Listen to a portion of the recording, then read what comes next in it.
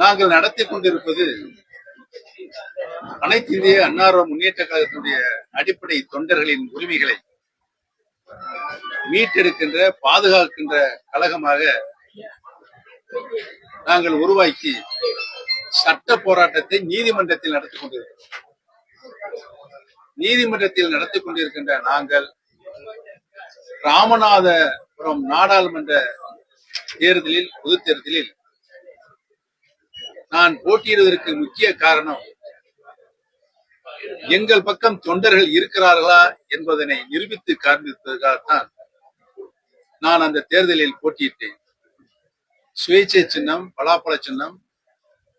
12 நாட்கள் தான் என்னுடைய தேர்தல் பிரச்சாரம் இருந்தது.